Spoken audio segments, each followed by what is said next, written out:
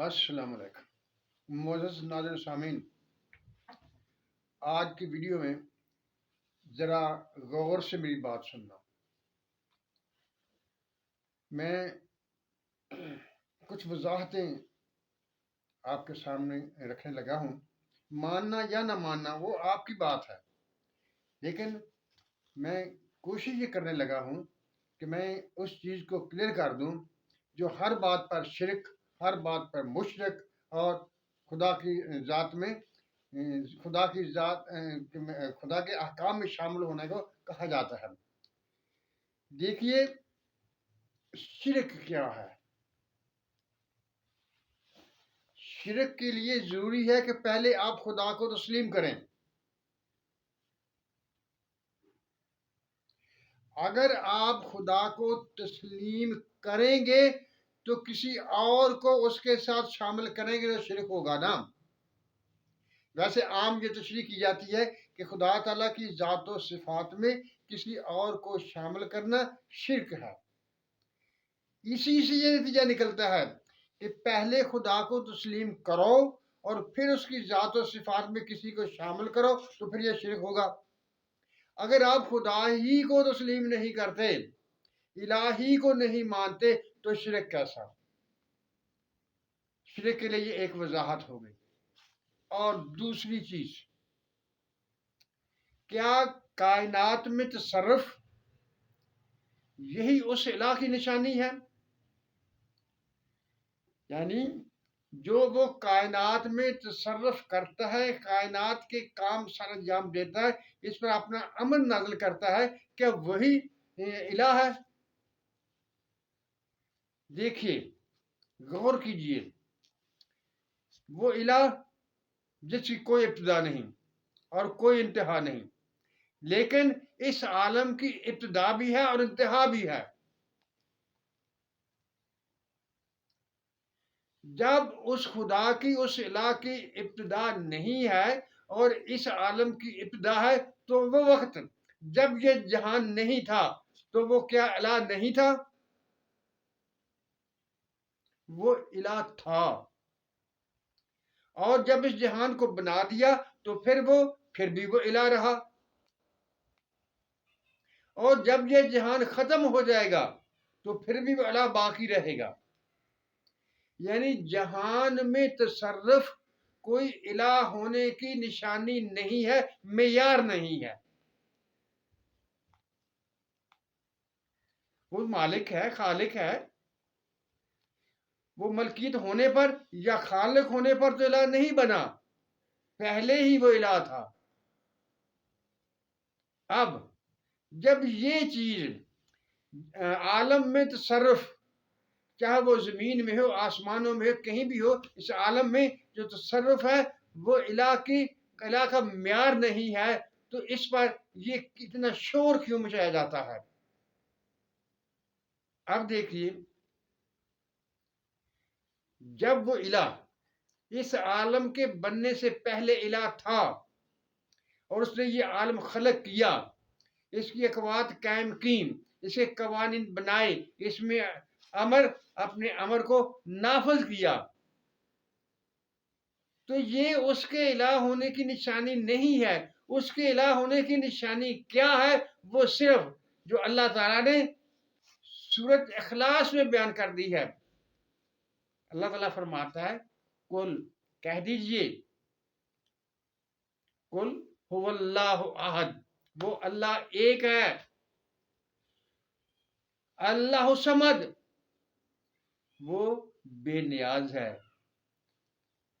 لم یلد ولم یولد، اس نے نہ کسی کو جنا اور نہ اس نے کسی کو جنا، ولم یکن لہ کفوا احد، اور کوئی اس کی برابری کرنے والا نہیں ہے۔ اب جب اس نے اس جہان کو خالق کیا اور اس میں اپنا خلیفہ مقرر کیا، دیکھیے، خلیفہ کے ذمہ کام ہوتے ہیں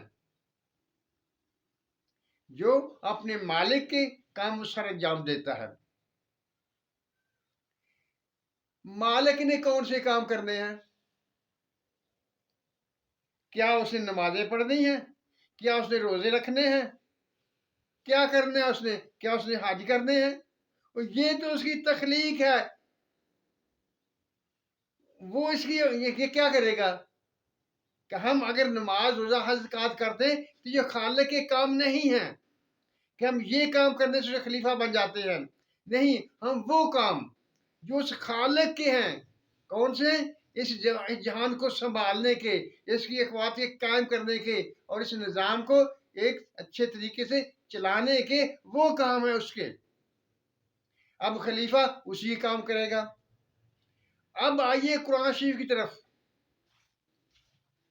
कुरान में देखते हैं, क्या कुरान भी यही फरमाता है या कुछ और चीज है?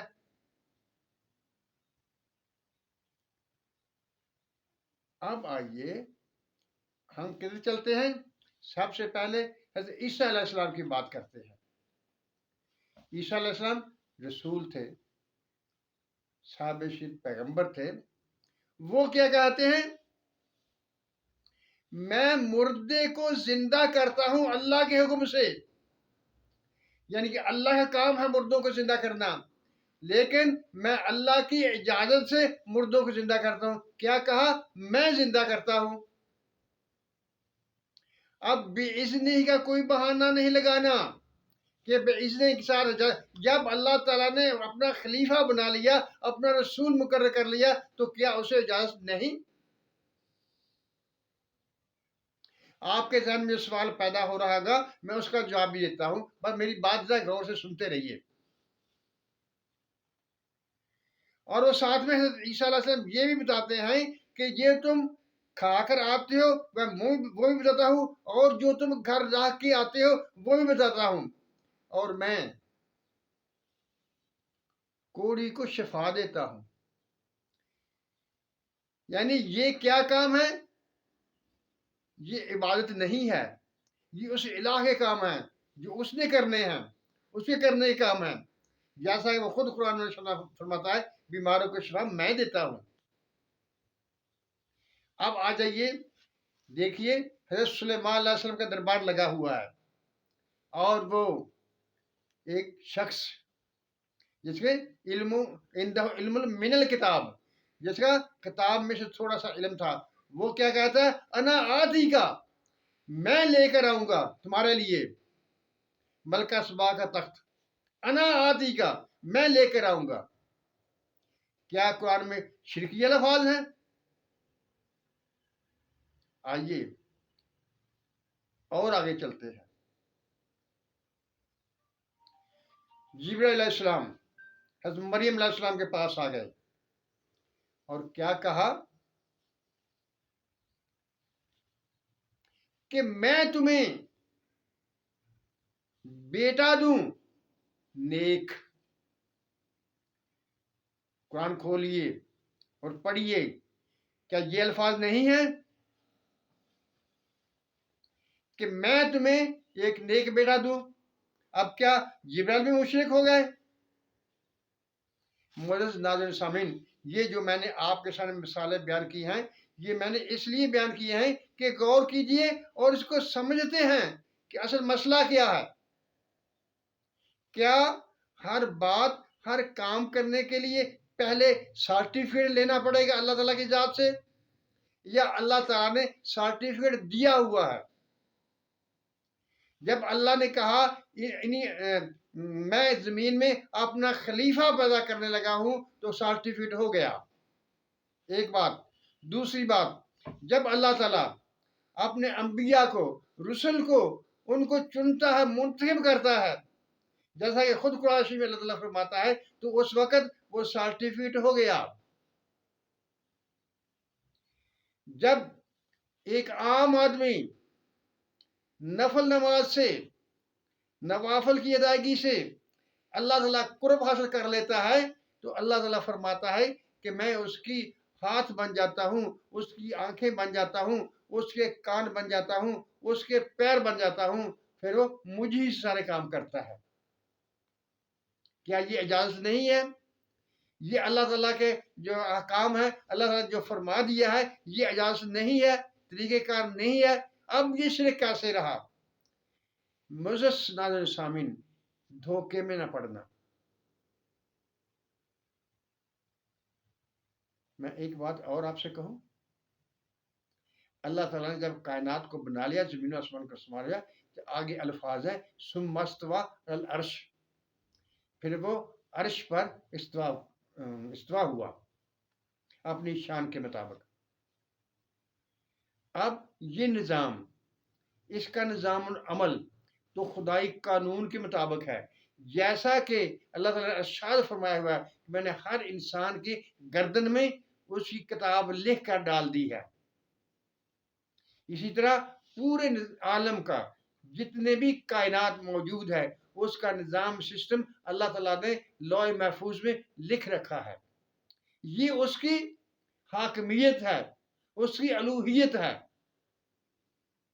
لیکن آگے نظم ہے۔ آج آپ دیکھتے ہیں، کسی بھی مثال کو لے لیجئے، ایک تھانے دار ہے، اس کو ایک اپوائنٹمنٹ لیٹر ملتا ہے، جب اسے اپوائنٹمنٹ لیٹر ملتا ہے تو وہ اس کے مطابق کام کرتا ہے۔ ہر کام سے کرنے کے لیے وہ سرٹیفکیٹ نہیں لیتا، وہ اپوائنٹمنٹ لیٹر ہی اس کے لیے اجازت نامہ ہوتا ہے۔ اسی طرح جب اللہ تعالیٰ کسی بندے کو، کسی شخص کو منتخب کر لیتا ہے تو وہ اس کا اجازت نامہ ہوتا ہے۔ لیکن یہاں خاص طور پر یہ بات یاد رکھنے کی ہے، کوئی یہ نہ کہے کہ وہ خود بخود کام کرتا ہے، نہیں، وہ اللہ تعالیٰ کے اذن سے ہی کام کرتا ہے۔ لیکن جس طرح سے خضر علیہ السلام نے کہا تھا حضرت موسیٰ علیہ السلام کو، جب کشتی کو داغدار کیا تھا تو کہا تھا اراد تو، میں نے ارادہ کیا، اور جب اس بچے کو مارا تھا تو کہا تھا اراد نہ، ہم نے ارادہ کیا۔ یعنی جب اراد تو کہا تو اس وقت بھی رب کی رضا شامل تھی، لیکن الفاظ اراد تو کا استعمال کیا۔ جب اراد نہ کہا تو پھر بھی الفاظ نہ جمع کے استعمال کیے، اس میں مرضی اللہ تعالیٰ کی شامل تھی۔ اور جب تیسری بار خزانے کی بات کی تو کہا ارادہ ربوں کا، تیرے رب نے ارادہ کیا۔ یہ مقامات ہیں ہر کام کے۔ اور پھر جب آخر میں کہا یہ سارے کام، جہاں میں نے اراد تو کہا تھا، جہاں میں نے اراد نہ کہا تھا، جہاں ارادہ ربوں کا کہا تھا، یہ سب تیرے رب کے حکم ہی سے تھے۔ یہ ہے سمجھنے والی بات۔ جو کام ہوتا ہے، جو عمل ہوتا ہے، جو اللہ کے نیک بندے کرتے ہیں ہوتا ہے، ان سب پر اللہ تعالیٰ کا حکم ہی لاگو ہوتا ہے۔ لیکن ہمیں یہ سمجھنے کی ضرورت نہیں ہے، یہ ہمارا کام نہیں ہے کہ ہم دیکھیں کہ اللہ نے اس کو اجازت دی ہے یا نہیں دی ہے۔ فرض کیجئے مجھے آپ سے کام ہے، میں آپ کے پاس آتا ہوں، کیا مجھے یہ جاننا ضروری ہے کہ اللہ تعالیٰ نے آپ کو اجازت دی ہے کہ تم میرا کام کرو، یا میں صرف آپ سے آ کر آپ سے درخواست کروں گا؟ یہی ہے وہ بات۔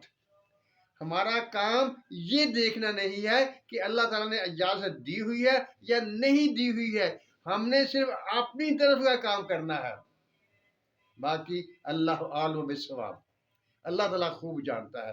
میں نے دیکھا لوگوں کو بات بار پر فتوے لگاتے ہوئے، بات بار پر شرک کے فتوے لگاتے ہوئے، بار بار مشرک کہتے ہوئے، بار بار کافر کہتے ہوئے، اگر ہم اس پر یہ جس طریقے سے یہ فیکٹریاں لگی ہیں کفر شرک کی، اس پر کریں گے تو ہم اسلام سے بہت دور چلے جائیں گے۔